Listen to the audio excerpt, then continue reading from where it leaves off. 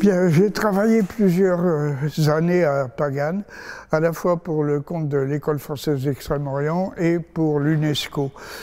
Pagan a été la capitale de la Birmanie pendant 3 siècles. Et pendant ces 3 siècles, les rois de Birmanie ont une activité de bâtisseurs absolument phénoménale, puisqu'il y a presque 3000 monuments, tous des monuments de briques, de différentes dimensions. Donc les rois ont fondé les grands monuments qui dominent la plaine, alors que les habitants de la ville se groupaient par quartier pour fonder un petit monument selon leurs moyens. Mais le résultat, c'est une terrasse au bord de l'Irrawaddy, le grand fleuve qui traverse toute la Birmanie. C'est une terrasse alluviale, plate, sur lesquelles existent encore près de 3000 monuments, sur une surface qui est à peu près comparable à celle de Paris, quelques 10 km par 8. Pagan est borné par 4 stupas qui l'encadrent et qui forment les bornes théoriques de la cité, même si des monuments sont construits au-delà de ce périmètre. Donc le problème, c'est que Pagan est une zone sismique. Il y a eu beaucoup de tremblements de terre, qui sont d'ailleurs bien connus, parce que des inscriptions sur les monuments signalent la réparation d'une statue ou la réfection d'une tour qui s'est écroulée à l'occasion d'un tremblement de terre. Il y en a à peu près tous les siècles.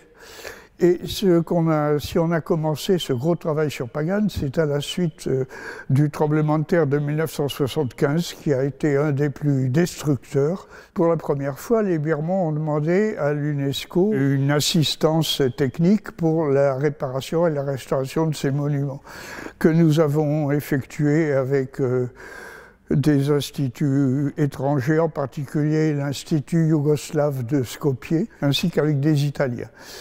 Dans le cadre de ce projet, il a paru nécessaire de faire un bon inventaire de tous les monuments de Pagan.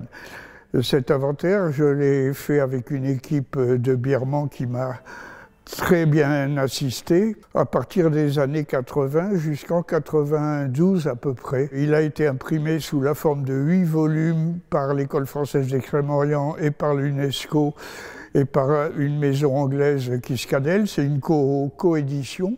Et puis voilà que nous avons travaillé avec les ingénieurs birmans et étrangers pour restaurer quelques monuments et les renforcer en prévision des prochains tremblements de terre. Ça a été fait sur quelques monuments, mais c'est un très gros travail. Et d'autre part, à partir de 1992-13, le gouvernement militaire birman a décidé de reconstruire tous les monuments, théoriquement tels qu'ils étaient avant, mais souvent ils étaient détruits depuis longtemps. Certains n'ont jamais été vus par quelqu'un de vivant dans leur état originel. Et donc ce sont des reconstructions hasardeuses, mais faites très systématiquement. Je crois plus de 1000 temples, plus de 500 monastères et 500 stupas ont été entièrement reconstruits ou partiellement, sans qu'il y ait beaucoup de références auparavant, et donc ce sont des reconstructions assez hasardeuses,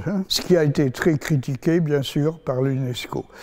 De plus, ces reconstructions sont faites d'une manière pas très logique, souvent fragile, mal exécutée, quelquefois même très mal exécutée. Quelques-unes se sont déjà écroulées sans aucune cause bien évidente, seulement beaucoup de vent ou de la pluie.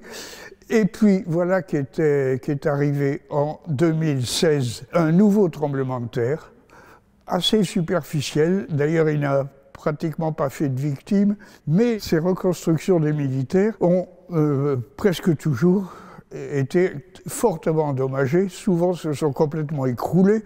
L'écroulement de ces parties reconstruites a évidemment encore endommagé davantage le monument sur les parties inférieures. Le site de Pagan a été inscrit au patrimoine mondial de l'humanité de l'UNESCO en 2018. Auparavant, les militaires qui dirigeaient le pays ne voulait pas que le site soit inscrit sur la liste de l'UNESCO parce qu'il se doutait bien que ça allait leur apporter des tas de critiques sur les reconstructions peu scientifiques qu'ils avaient fait à grande échelle. Maintenant, que va devenir Pagan? On ne sait pas trop parce que de nouveau, les militaires ont pris le pouvoir dans le pays il y a quelques mois.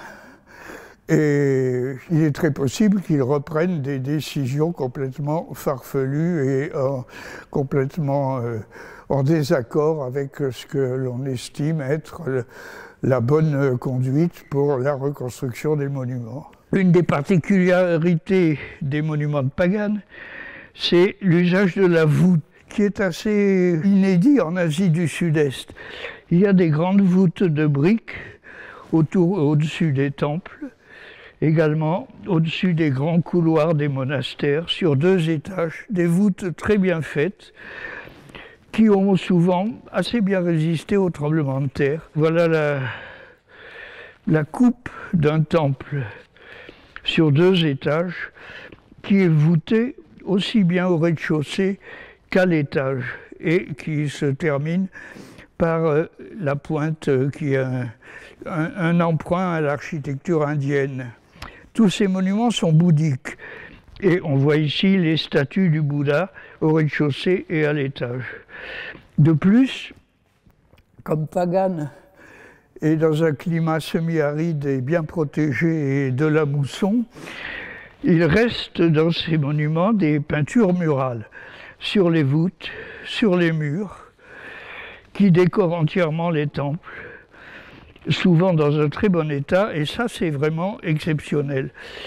Sur les murs, elles racontent souvent les existences du Bouddha, les vies antérieures, sur des registres qui sont de véritables bandes dessinées qui s'étalent sur tout un mur, représentent une vie antérieure. C'est donc ce corpus de peinture murale qui est également quelque chose d'exceptionnel en Asie. Ça et l'usage de la voûte, c'est ce qui distingue le plus tous ces monuments. Un des bons points de la coopération que nous avons eue avec l'UNESCO en Birmanie a été la prise de toutes ces photographies, quelques 20 000 photographies en noir et blanc, qui détaillent les monuments avant les campagnes de reconstruction hasardeuses, justement. Et les Birmans me disent souvent que nos photos sont très importantes, parce que, comme on dit un peu curieusement, elles montrent les monuments before beautification, ce qui en dit long. Ces 20 000 photos sont consultables en ligne sur les bases de données photographiques.